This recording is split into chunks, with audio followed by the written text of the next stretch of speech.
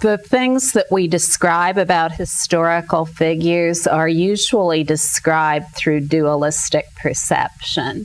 So, when we just stop and rest as awareness, we may find that all these points of view, like preliminary practice, tapas, reincarnation, karma, all these things, we may just see that they're more points of view.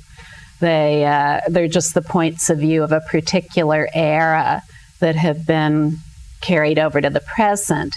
However, the stainless, flawless knower that is forever so, that we become familiar with in resting as awareness, understands everything completely. Nothing's ever in the way of it, ultimately. However, as long as we take ourselves to be a personal identity, then who's engaged in preliminary practices that are leading somewhere, then we have a destination and someone going there. So we have a destination of wherever we think we're going, and we have a personal identity headed towards that destination. Once we decide on the point of view of a personal identity, then everything relates back to that. All methods and practices, whether they're spiritual methods and practices or they're non-spiritual methods and practices. But why not cut right to the root and rest in the timeless equanimity of everything that is, and then revisit the teachings of Buddha or anyone else and see what they say? This is really what we need at this point in time. And even if you have been doing practices forever and you love your practices and think they're really fun to do, you enjoy them, they're just part of your life, you've been living this way for who knows how long, go ahead and continue with whatever they are, but don't continue with the point of view that they're leading somewhere. Complete freedom is already fully alive as any method and practice, whether it's spiritual or non-spiritual. All your thoughts, your spiritual thoughts, are as timelessly free as your non-spiritual thoughts. When you just rest as awareness, that becomes more and more obvious. There are many, many different ways of realizing who we are. And so when we look at all the different ways of realizing who we are, it's really good to choose one that has worked for the most people, because then we have the evidence that it really works. So this simple practice, it's like a golden thread that runs through all of humankind. Rest is awareness for short moments, repeated many times, without describing anything that appears, without seeking anything in anything that appears. It's this process of description and seeking in relation to all appearances that takes the vitality out of life, takes the wisdom out of life. I'm not saying give up spiritual practices or methods. I'm just saying that the spiritual and the non-spiritual are equal. As everything is awareness, animals, of course, are awareness too.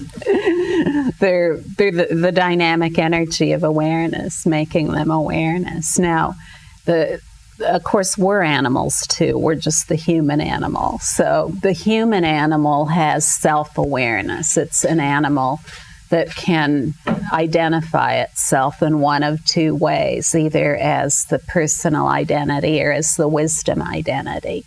So this is the self-awareness choice, the very simple and most important choice of every human being. Now, with an animal, another kind of animal, like a four-legged, I have these two little dogs, Rudy Kazootie and Baby Kazootie. They're Boston Terriers, and they're those little black and white dogs. They weigh about 19 pounds, and they have the ears that stick straight up.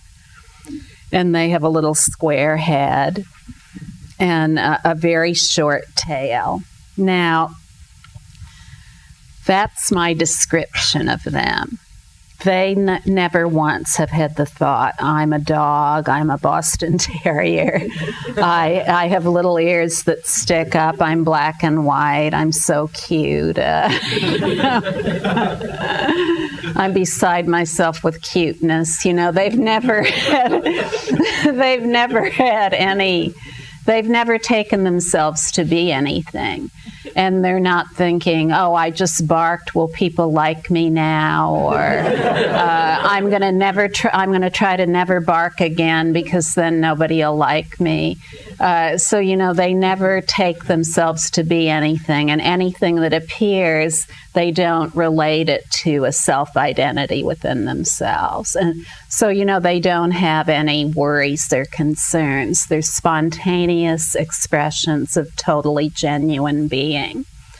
They don't have thoughts like, oh, you know, I wish they'd give me better dog food, or where's my Innova? I don't want this Purina dog chow anymore. I want an upgrade to a better kind of kibble. And they're not thinking, am I going to have a place to live tomorrow or next week? Can they pay the rent or pay the mortgage payment? So you see, the spontaneous nature of being such that it is totally timelessly free. But once we have a personal identity and we try to uphold that personal identity, whether it's in a non-spiritual way or a spiritual way, we've still got a personal identity going.